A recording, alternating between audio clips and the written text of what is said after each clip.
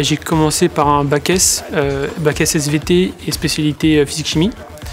Avec une mention, j'ai eu mon bac du coup avec une mention assez bien. J'ai pas été pris en prépa, donc j'ai fait un IUT.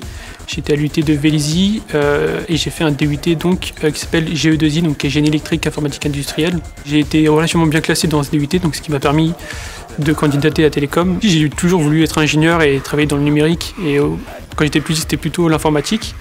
Mais rapidement, notamment avec l'UT, je me suis rendu compte que je voulais pas faire de l'informatique, je voulais pas être que derrière un bureau et que coder par exemple.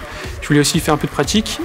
Donc il m'est venu d'abord tout ce qui est système embarqué, parce que c'est mélanger tout ce qui est pratique et code. En deuxième année de l'UT, il y avait un cours qui était justement le réseau, et ça m'a beaucoup plu. Mon directeur d'études à l'UT m'avait conseillé de faire une grande école parce qu'il pensait que j'avais le potentiel, qui m'a conseillé Télécom Paris.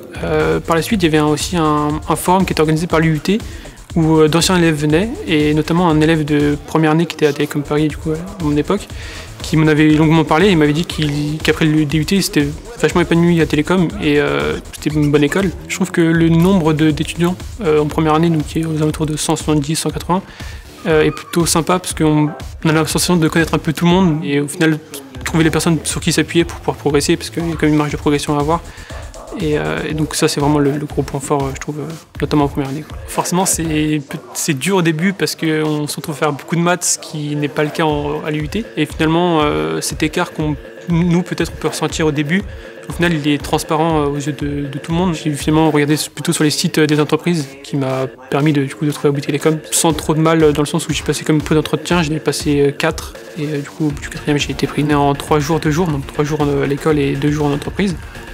Je pense que c'est plutôt bien pour ce que je fais avec Bouygues Télécom, puisque mes missions sont en conséquence de mes 2 jours de présence, et je pense qu'actuellement c'est assez bien géré. Ça permet de continuer ce que je vois aller en cours en entreprise et vice versa, parce que j'ai l'avantage d'avoir un tuteur qui est assez jeune, qui me donne des cours en plus sur le temps de travail. Donc parfois il m'apprend des choses par exemple sur tout ce qui est technologie 5G, etc., qu'on n'a pas encore vu ici en cours. Peut-être se préparer quand même, parce que ce qu'on voit en l'UT, c'est peut-être pas forcément toujours nécessaire.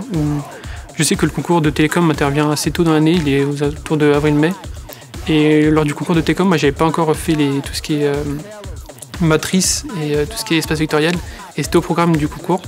Donc il faut s'informer et du coup préparer ce qui manque, et du coup bien arriver préparé.